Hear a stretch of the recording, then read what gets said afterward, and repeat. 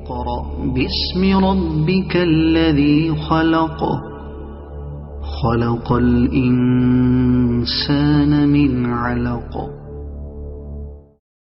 الحمد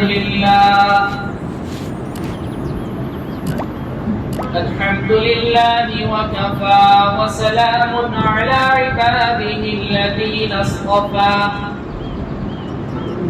وعلى آله وأصحابه الذين هم نجوم الهدى وقادة التقى. أما بعد، أعوذ بالله من الشيطان الرجيم. بسم الله الرحمن الرحيم. وآتيناه في الدنيا حسنة وإنه في الآخرة لمن الصالحين. عن مصعب بن سعد عن أبيه قال: قلت يا رسول الله أي الناس أشد بلاء؟ قال: الأنبياء ثم الأمثل فالأمثل، فيبتلى الرجل على حسب دينه، أو كما قال عليه الصلاة والسلام. آمنت بالله صدق الله مولانا العلي العظيم، وصدق رسوله النبي الأمي الكريم، ونحن على ذلك لمن الشاهدين والشاكرين، والحمد لله رب العالمين. درود شریف پڑھ لیں. اللهم صل على محمد وعلى آل محمد كما صليت على إبراهيم وعلى آل إبراهيم إنك حميد مجيد. اللهم بارك على محمد وعلى آل محمد كما باركت على إبراهيم وعلى آل إبراهيم إنك حميد مجيد. میرے عزیزوں، پیاروں، بزرگوں، اللہ کے رسول پر ایمان رکھنے والے میرے دینی عظیم بھائیوں، اللہ رب العزت نے اس کائنات کا فطری نظام کچھ اس طریقے سے بنایا ہوا ہے کہ اس میں اکثر اوقات کچھ چیزیں فنا ہوتی ہیں اور اس فنائیت کے پیچھے اس کا دوام اور بقا چھپا ہوا ہوتا ہے.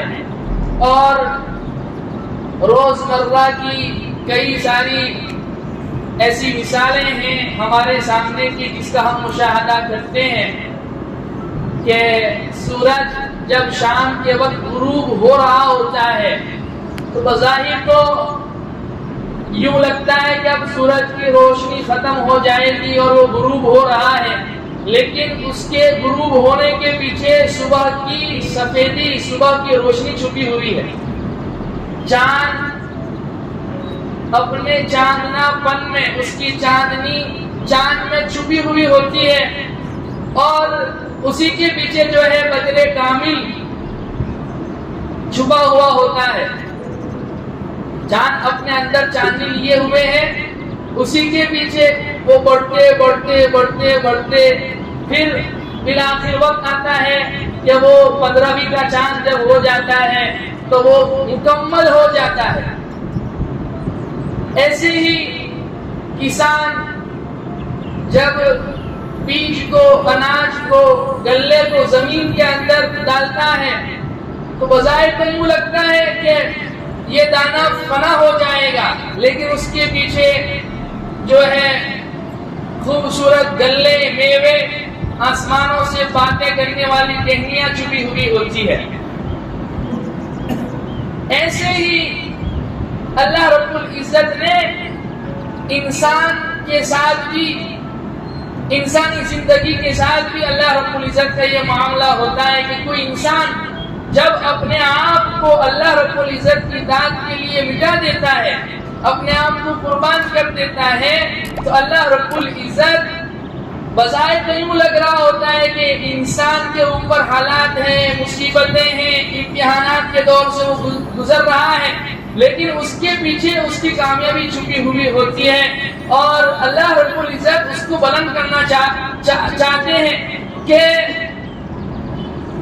ایک انسان جب اپنے آپ کو اللہ رب العزت کے لیے مٹا دیتا ہے، آپ علیہ السلام نے ایک حدیث میں ارشاد فرمایا اور بالکل صحیح ارشاد فرمایا، سچ فرمایا، من تواضع للہ رفعہ اللہ وہو فی عینہ صغیر وفی اعین الناس کبیر، کہ جو انسان اللہ کے لیے تواضع اختیار کرتا ہے، اللہ کے لیے اپنے آپ کو کھپا دیتا ہے، مٹا دیتا ہے اور وہ اپنے آپ کو کچھ نہیں سمجھ رہا ہوتا ہے، اپنے آپ کو حقیر سمجھتا ہے، حالانکہ وہ لوگوں کی نگاہ میں بھی بڑا بن جاتا ہے اور اللہ کی نگاہ میں بھی بڑا بن جاتا ہے، مٹا دے اپنی ہستی کو، گردش بننا چاہتا ہے کہ دانا خاک میں مل کر گلے گلزار بنتا ہے۔ اللہ رب العزت نے جو ہے انسان کو اللہ رب العزت آزماتے ہی اس لیے ہے کہ اللہ رب العزت بندے کو کامیاب کرنا چاہ رہے ہیں۔ انبیاء علیہ السلام کی آزمائشیں، خطبے میں ایک روایت پڑھی گئی کہ حضرت مصعب رضی اللہ عنہ جو حضرت سعد بن ابی وقاص رضی اللہ عنہ کے بیٹے ہیں، فرماتے ہیں کہ ابا جان نے اللہ کے نبی پاک صلی اللہ علیہ وسلم سے پوچھا، یا رسول اللہ ای الناس اشد بلاء، کہ سب سے زیادہ حالات کن کے اوپر آتے ہیں، سب سے زیادہ آزمایا کن کو جاتا ہے، سب سے زیادہ مصیبتیں پریشانیاں کن کے اوپر آتی ہیں؟ تو آپ علیہ السلام نے ارشاد فرمایا الانبیاء، کہ سب سے زیادہ امتحانات انبیاء علیہ الصلوات و تسلیمات کے ہوتے ہیں، اس لیے ہر نبی کو اللہ رب العزت نے امتحانات سے گزارا۔ ابراہیم علیہ السلام کی یاد ابھی ہم نے زندہ کی اور قربانیاں پیش کی، اللہ ہماری قربانیاں کرنے کو قبول فرماوے۔ ابراہیم علیہ السلام کی زندگی کا اگر ہم مطالعہ کریں تو قرآن میں جگہ جگہ اللہ رب العزت نے ان کی قربانیوں کو بیان فرمایا، ان کے امتحانات کو، ان کے آزمائشوں کا بھی اللہ نے تذکرہ فرمایا۔ اور امام قرطبی رحمۃ اللہ علیہ کی قول کے مطابق 100 سے زیادہ امتحانات حضرت ابراہیم خلیل اللہ علیہ السلام کے لیے گئے۔ ایک انسان کے لیے سب سے بڑی آزمائش یہ ہوتی ہے کہ اسے اپنا پورا گھر بار اس طرح چھوڑ دینا کہ کبھی وہاں واپس نہیں آنا ہے، یہ سب سے بڑا امتحان ہوتا ہے، سب سے بڑی قربانی ہوتی ہے۔ مشرک گھرانے میں پیدا ہوئے لوگ مختلف معبودوں کو پوج رہے تھے، اپنا خدا مان رہے تھے، ایسے گھرانے میں، ایسے ماحول میں اللہ رب العزت نے ابراہیم علیہ السلام کو پیدا فرمایا۔ اور باپ بتوں کی صرف پرستش نہیں کرتا تھا، بت کو بنانے والا، بت کھانا، اس میں ابراہیم علیہ السلام پیدا ہوئے۔ اور ابراہیم علیہ السلام نے ایک اللہ کی عبادت کی دعوت دی، توحید کا درس دیا، اپنے ابا کو بھی سمجھایا۔ سورہ مریم میں اللہ نے اس کو تفصیل سے بیان فرمایا ہے، یا ابت لم تعبد ما لا يسمع ولا يبصر ولا يغني عنك شيئا، اے ابا ایسی چیزوں کی کیوں عبادت کرتے ہو، ایسے لوگوں کے سامنے کیوں ہاتھ جوڑتے ہو جو خود سن نہیں سکتے، دیکھ نہیں سکتے، تمہاری کوئی ضرورت پورا نہیں کر سکتے۔ یا ابت انی قد جاءنی من العلم ما لم یأتک فاتبعنی اہدک صراطا سویا، ایسا حق لے کر آیا ہوں کہ اب تک تمہارے پاس وہ نہیں آیا ہے، میری اتباع کر لو۔ ہاں، میں تمہیں سیدھا راستہ بتلا رہا ہوں، جس راستے پر ابھی تم ہو وہ ٹیڑھا ہے، وہ جہنم کی اور لے جانے والا ہے، اور جس راستے کی میں دعوت دے رہا ہوں وہ سیدھا راستہ ہے۔ یا ابت لا تعبد الشیطان ان الشیطان کان للرحمن عصیا، شیطان کی عبادت نہ کرو، شیطان تو رحمان کا دشمن ہے۔ لیکن بیٹے کی طرف سے جب یہ دعوت دی گئی تو وجہ اس کے کہ باپ اس دعوت کو قبول کر لیتا، کیا فرمایا؟ قال راغب انت عن آلهتي يا ابراہیم لئن لم تنته لارجمنك واهجرني مليا۔ ہاں ابراہیم، تو جو ہے ہمارے معبودان سے ہمیں برگشتہ کرنا چاہتا ہے اور ایک اللہ کی دعوت دے رہا ہے، یہ نہیں ہو سکتا، اور اگر تو اپنی دعوت سے باز نہیں آیا تو تجھے گھر چھوڑنا پڑے گا۔ اور باپ حقیقی باپ وہ خود یوں کہے کہ تجھے گھر چھوڑنا ہے، رشتہ داروں کو چھوڑ دینا ہے، ماں باپ کو چھوڑ دینا ہے، اس طرح کہ کبھی واپس نہیں آنا ہے۔ ایک تو ہے کہ ایک بچہ فورن میں چلا جائے، گلف کنٹریز میں چلا جائے کمانے کے لیے، دنیا کمانے کے لیے، کہ اس کا واپس آنے کا امکان ہے، لیکن ابراہیم علیہ السلام کو اس طریقے سے گھر بار چھڑوایا گیا کہ کبھی واپس مڑ کے نہیں دیکھنا ہے۔ اور پھر قوم کو سمجھایا، اور قوم کو کس طریقے سے سمجھایا کہ مثال سے ان کو سمجھایا کہ انہوں نے دیکھا کہ یہ لوگ چاند کی بھی پرستش کر رہے ہیں، سورج کی بھی پرستش کر رہے ہیں، سیاروں کی بھی پرستش کر رہے ہیں۔ جب رات آئی فَلَمَّا جَنَّ عَلَيْهِ اللَّيْلُ رَآ كَوْكَبًا، اور ستارے کو آپ نے دیکھا تو آپ نے کیا فرمایا؟ یہ میرا رب ہے۔ حالانکہ آپ تو اللہ کی ذات پر ایمان رکھتے تھے، لیکن مثال سے ان کو سمجھانے کے لیے پھر جب وہ ستارہ غروب ہو گیا تو فرمایا غروب ہونے والا رب نہیں ہو سکتا۔ پھر چاند جب نمودار ہوا اپنی طاقت اور قوت اور پوری روشنی کے ساتھ تو کہا یہ میرا رب ہو سکتا ہے، یہ میرا رب ہے۔ جب چاند بھی غروب ہو گیا تو کیا فرمایا؟ اگر میرے رب کی طرف سے میری ہدایت نہ ہوتی، ہاں میرا رب مجھے صحیح راستہ نہ بتلاتا تو میں بھی گمراہ ہو جاتا، یہ بھی رب نہیں ہو سکتا۔ پھر جب سورج نکلا تو سورج ان دونوں کے مقابلے میں بڑا ہے، اس کی روشنی بھی زیادہ ہے، تو کہا کہ فَلَمَّا رَأَى الشَّمْسَ بَازِغَةً قَالَ هَذَا رَبِّي هَذَا أَكْبَرُ، یہ میرا رب بھی اور یہ سب سے بڑا بھی ہے ان دونوں کے مقابلے میں۔ فَلَمَّا أَفَلَتْ قَالَ يَا قَوْمِ إِنِّي بَرِيءٌ مِّمَّا تُشْرِكُونَ، لیکن جب وہ بھی غروب ہو گیا تو کیا فرمایا؟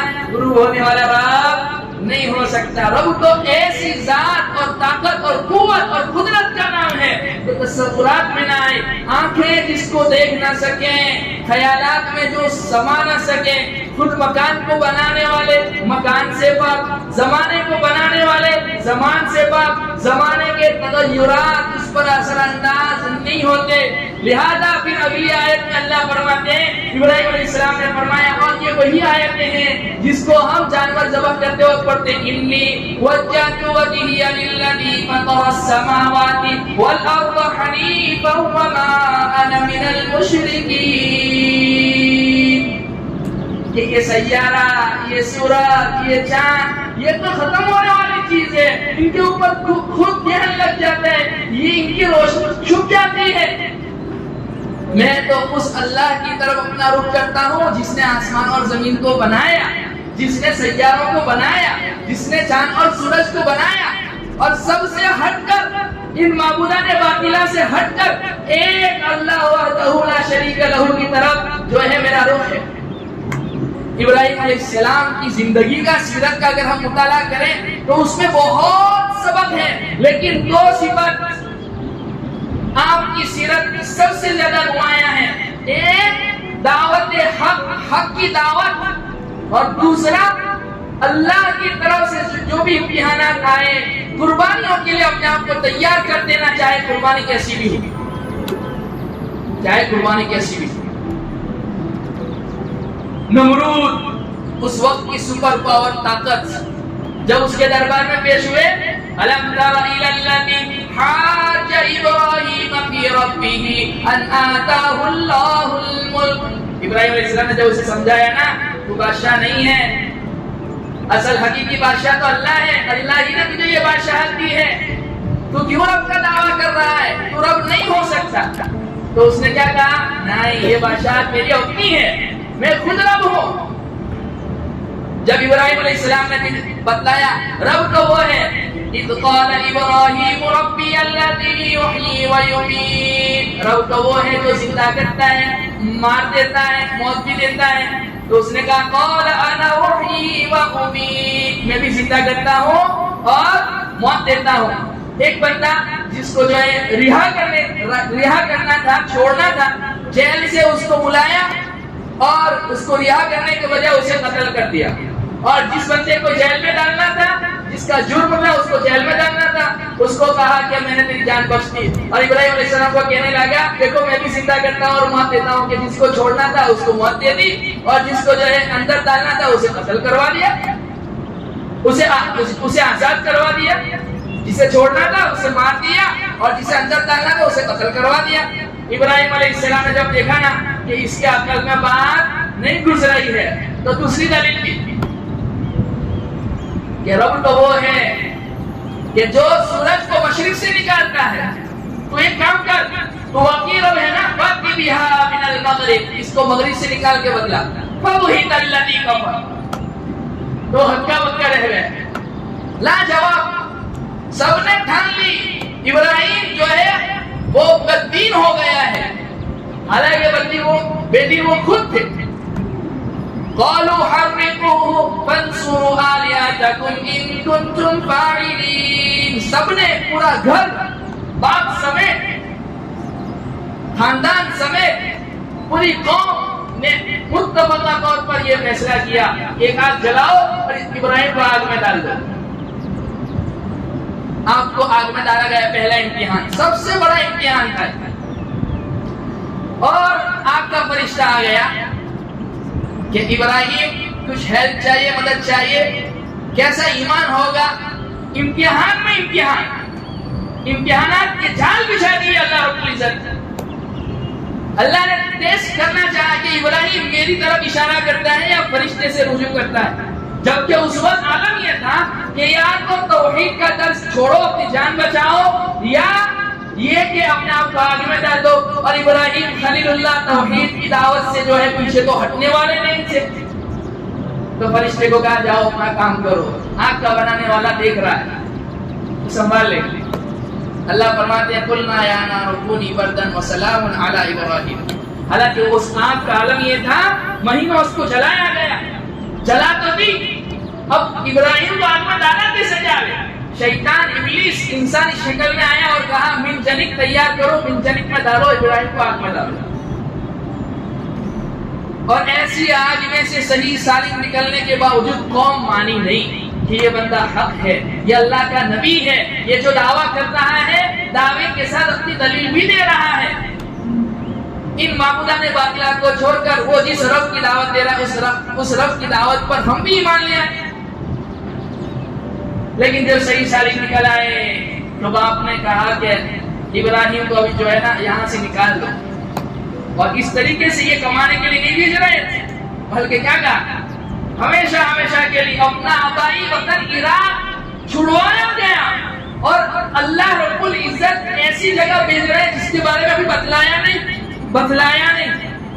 اور راستے میں حکم ملا اس جگہ پر پہنچے جہاں آج فلسطین ہے، فلسطین میں پہنچے، ساتھ میں بیوی ہے اور اس بیوی سے کوئی اولاد نہیں ہے، شہزادی مصر آپ کی نکاح میں آئی، حضرت حاجرہ شہزادی تھی، اور بچہ پیدا ہوا منت سماجت کر کے، اور وہ بچہ بھی چھوٹا ہے، دودھ پیتا ہوا بچہ ہے۔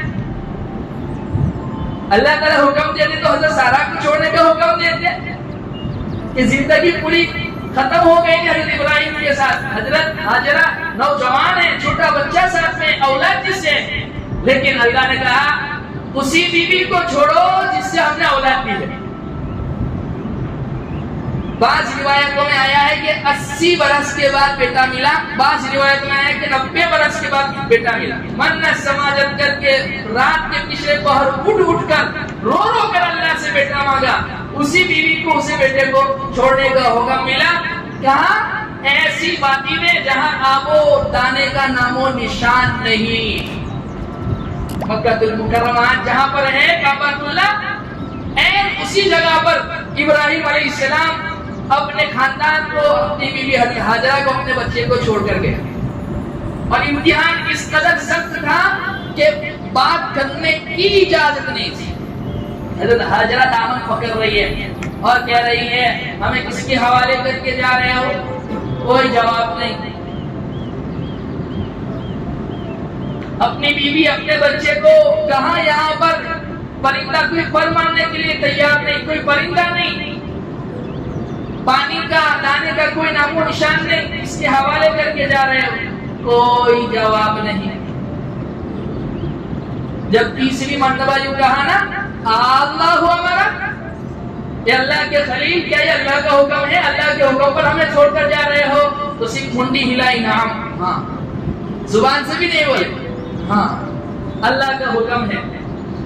تو امی ہاجرہ نے جواب دیا تب تو اللہ ہمیں ضائع نہیں کرے گا. اور آج اللہ رب العزت نے اس جگہ کو کیسی مقبولیت عطا فرمائی، ایسا لگتا ہے کہ اس کے اندر مغناطیس ہے جو چاروں طرف سے بندگان توحید کو اپنی طرف کھینچ رہا ہے. ہر شخص کے دل میں یہ حسرت ہے، یہ تمنا ہے کہ کاش میں بھی بن جاؤں مدینے کا مسافر، یہ کاش میں بھی بن جاؤں مکے کا مسافر. اللہ سب کو نصیب فرماوے اور بار بار نصیب فرماوے. اور پھر جب وہ بیٹا چلنے پھرنے کی عمر کو ہوا تو اللہ کی طرف سے سب سے بڑا امتحان آیا کہ اب اسی بیٹے کو جس کو رو رو کر مانگا ہے نا، اس کو اللہ کی راہ میں ذبح کر دو، قربان کر دو. اور وہ بھی خواب کے ذریعے، کیونکہ انبیاء کا خواب وہی ہوتا ہے، ہمارا خواب وہی نہیں ہوتا ہے. اگر ہم کو خواب آئے کہ ہم اپنے بیٹے کو ذبح کر رہے ہیں تو صبح اٹھ کے چلا نہیں دینے کا. ہمارے خواب اس کی تو 3 قسمیں ہیں. ایک کچھ خواب ایسے ہوتے ہیں جو اللہ کی طرف سے جو ہے بشارت ہوتی ہے. اکثر و بیشتر ایسا ہوتا ہے کہ دن میں وہ تو سیل چلنے کی طرح سپنے بنے ہوئے ہوتے ہیں، وہی خواب میں آتے ہیں. اور کبھی کبھار ایسا ہوتا ہے کہ شیطان کی طرف سے بھی وہ ہوتا ہے. بشرا من اللہ جو ہے وہ نبوت کا 46واں حصہ ہے، وہ اللہ کے نیک صالح بندوں کو آتا ہے. تو لیکن انبیاء کا خواب وہی ہوا کرتا ہے. لہٰذا اللہ کا حکم پورا کرنے کے لیے چلے اور اللہ کا حکم پورا کیا. کتابوں میں لکھا ہوا ہے، سند کے اعتبار سے وہ بات کیسی ہے لیکن بیان کی جا سکتی ہے. ابراہیم علیہ السلام نے مینا کے اس میدان میں پہاڑ کے اوپر جب اپنے بچے کو ذبح کرنے کے لیے لٹایا ہے اور یوں سر بال پکڑے ہوئے ہیں، نیچے سے چھری یوں چلا رہے ہیں، آسمان کی جانب جب نگاہ اٹھائی تو فرشتے بھی رو رہے تھے، حور و غلمان بھی پریشان تھے. یہ اللہ کیا قیامت آنے والی ہے؟ ایک باپ اپنے بیٹے کو ذبح کرنا ہے، بیٹا نافرمان ہو تو بھی آج تک تاریخ انسانی میں ایسا نہیں ہوا کہ باپ بیٹے کو ذبح کرنا. اور یہ تو فرما بردار بیٹا جن کی پشت سے سرور کائنات محمد مصطفیٰ صلی اللہ علیہ وسلم آنے والے ہیں، جن کی پیشانیوں میں اجالے ہیں، ہونہار فرما بردار بیٹا. تو اللہ رب العزت نے فرمایا کہ یہ تمہیں بتلانا چاہتا ہوں فرشتوں، دیکھو تم نے کہا تھا نا ایسے انسان کو کیوں پیدا کر رہا ہے جو زمین میں خون و فساد برپا کریں گے، دنگا مشتی کریں گے. دیکھا آج باپ اپنے بیٹے کو میرے نام پر قربان کرنے کے لیے تیار ہو رہا ہے. فلما اسلم وتله للجبين وناديناه ان يا ابراهيم قد صدقت الرؤيا انا كذلك نجزي المحسنين. اللہ رب العزت نے کہا کہ واقعی ابراہیم تم نے تو خواب سچ کر دکھایا، کہنا پڑے. تو اللہ رب العزت نے آپ کی قربانیوں کا وسیلہ یہ دیا، وَآتَيْنَاهُ فِي الدُّنْيَا حَسَنَةً وَإِنَّهُ فِي الْآخِرَةِ لَمِنَ الصَّالِحِينَ. اور قیامت تک آنے والی انسانیت کے لیے ہم نے آپ کو امام بنایا، پیشوا بنایا. وَجَعَلَهَا كَلِمَةً بَاقِيَةً فِي عَقِبِهِ لَعَلَّهُمْ يَرْجِعُونَ. یہ دنیا میں 3 بڑے مذہب ہیں، اسلام، عیسائیت، یہودیت، یہ تینوں بھی ابراہیم علیہ السلام کی طرف اپنی نسبت کرنے کو فخر محسوس کرتے ہیں کہ ہم حضرت ابراہیم کی ملت پر ہیں۔ اور مسلمانوں کو بھی کہا گیا ملت ابیکم ابراہیم هو سماکم المسلمین، تم اپنے ابا ابراہیم کی ملت پر ہو، اور تمہیں جو مسلمان کہا جاتا ہے نا، یہ مسلمان نام تمہارا انہوں نے ہی رکھا ہے۔ یہودی بھی ابراہیم علیہ السلام کی طرف اپنی نسبت کرتے ہیں، عیسائی بھی ابراہیم علیہ السلام کی طرف نسبت کرتے ہیں، اور مسلمان بھی ابراہیم علیہ السلام کی طرف اپنی نسبت کرتے ہیں۔ اسی کو بھی آیتوں میں اللہ نے فرمایا سلام علی ابراہیم کذالک نجزی المحسنین، ہاں آسمانے کے بعد جو ہے نا ہم ایسا ہی بدلہ دیتے ہیں۔ تو مصعب ابن سعد رضی اللہ عنہ کی تو 2 چیزیں آپ کی زندگی کا مطالعہ کریں تو نمایاں ہیں۔ ایک حق کی دعوت، کہ دعوت چھوڑنا آپ نے نہیں، دعوت سے آپ نے جو ہے نا کمپرومائز نہیں کیا، حق کی دعوت قرآن کے تحت نہیں، وطن چھوڑنا پڑا چھوڑ دیا، گھر بار چھوڑنا پڑا چھوڑ دیا، وقت کی ظالم طاقت، سپر پاور طاقت نمرود کے سامنے بھی دعوت پیش کی، گھر والوں کو بھی دعوت پیش کی، اور قوم کو بھی دعوت پیش کی۔ 2 نمایاں اوصاف نظر آتے ہیں، دعوت حق اور دوسرا اپنے آپ کو قربانی کے لیے پیش کر دیتے ہیں۔ ان صلاتی و نسکی و محیای و مماتی للہ رب العالمین، میری نماز بھی، میری زندگی بھی، میری قربانی بھی، میری موت بھی، سب کس کے لیے؟ اللہ کے لیے۔ میری زندگی کا مقصد تیرے دین کی سرفرازی، میں اسی لیے مجاہد، میں اسی لیے نماز لا شریک لہ وبذالک امرت وانا اول المسلمین۔ ہاں سب سے پہلا مسلمان میں شرک کے ساتھ، اللہ کے ساتھ کسی اور کو پارٹنر نہیں قرار دیتا۔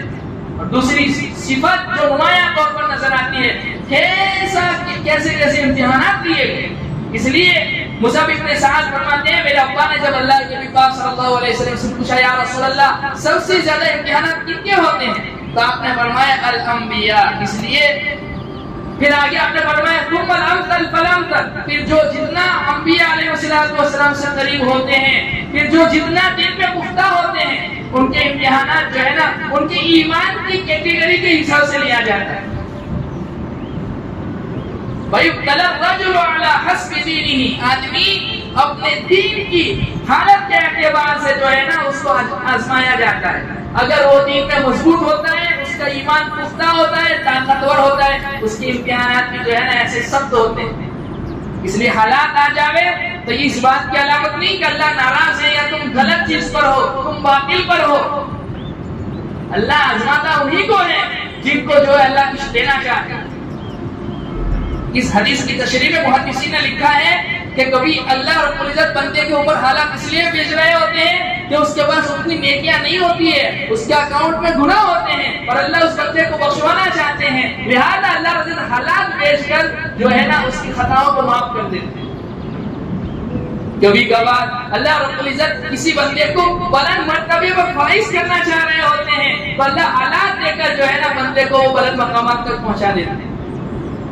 اب انبیاء علیہ السلام کی کوئی گناہ بھی نہیں، وہ تو خطاؤں سے معصوم ہوتے ہیں، پاک صاف ہوتے ہیں، اور درجات ان کے ویسے بھی بلند ہوتے ہیں، تو ان کا بھی امتحان کیوں ہوتا ہے؟ تو محدثین نے بتلایا کہ ان کا امتحان کس لیے ہوتا ہے کہ اللہ رب العزت انہیں قابل نمونہ بناتے ہیں، وہ آئیڈیل ہوتے ہیں، تاکہ لوگوں کے سامنے رہیں کہ دیکھو اللہ کے خلیل کو اللہ نے کیسے آزمایا۔ 100 سے زیادہ امتحانات ہوئے، 100 سے زیادہ امتحانات، اور ہر امتحان میں اول پوزیشن لائے ابراہیم علیہ السلام۔ اللہ نے خوش ہو کر کہہ دیا وَاتَّخَذَ اللَّهُ إِبْرَاهِيمَ خَلِيلًا وَاتَّبَعُوا مِلَّةَ إِبْرَاهِيمَ حَنِيفًا، ہاں ابراہیم کی ملت کی پیروی کرو، اور ابراہیم کو میں نے اپنا خلیل بنایا، اور ابو الانبیاء کا ٹائٹل دیا۔ ایک بیٹے کی نسل سے بنو اسرائیل، اور ایک بیٹے کی نسل سے سرور کائنات محمد مصطفیٰ صلی اللہ علیہ وسلم دنیا میں لائے، تشریف لائے۔ تو آدمی اگر دین میں مضبوط ہوتا ہے تو اس کا امتحان سخت ہوتا ہے، آدمی اگر دین میں کمزور ہوتا ہے تو اس کا امتحان جو ہے اللہ پھر اس کے اوپر جو ہے نا بڑے حالات نہیں دیتے۔ پتا ہوتا ہے اللہ کو میرا بندہ یہ برداشت نہیں کر سکے گا. آگے آپ نے ارشاد فرمایا بلائیں، آفتیں، مصیبتیں، امتحانات بندے کا برابر پیچھا کر رہی ہوتی ہیں، یہاں تک کہ بندہ زمین پر چل رہا ہوتا ہے اس حال میں کہ اس کے اوپر کوئی خطا اور گناہ باقی نہیں رہتے. اس لیے حالات یہ حدیث ہمارے لیے تسلی کا سامان ہے. کبھی جن حالات سے ہم گزر رہے ہیں ہمیں گھبرانے کی ضرورت نہیں ہے، اللہ انشاءاللہ خیر کا معاملہ کرے گا. یہ حدیث ہمارے لیے تسلی کا سامان ہے. اس لیے میرے عزیزو، آؤ آج ارادہ کرو. ہمیں باپ بیٹے کی گفتگو یاد نہ رہی، دمبا یاد رہا، بکرا یاد رہا، میڈا یاد رہا. باپ بیٹے کی گفتگو وہ اصل قربانی تھی. اللہ فرماتے ہیں فلما اسلما، جب باپ بیٹے دونوں اسلام لے آئے، جب باپ بیٹے دونوں اللہ کے حکم کے آگے جھک گئے، یعنی باپ بیٹے کو ذبح کرنے کے لیے ریڈی ہو گیا، بیٹا اللہ کے نام پر باپ کے ہاتھوں ذبح ہونے کے لیے ریڈی ہو گیا. ویسے ہی باپ کا بیٹے کو ذبح کرنے کے لیے ریڈی ہو جانا یہ بڑا امتحان تھا، لیکن اللہ نے کہا نہیں، کسی اور کے ہاتھوں نہیں، تمہیں خود اپنے ہاتھوں اپنے بیٹے اسماعیل کو ذبح کرنا ہے. یہ بڑا امتحان تھا، لیکن اس میں بھی کامیاب ہو تو اللہ رب العزت نے ان کا نام زندہ کر دیا. اس لیے میرے عزیزو، آپ حضرت ابراہیم کی سیرت سے ہمیں دو چیزیں ملتی ہے.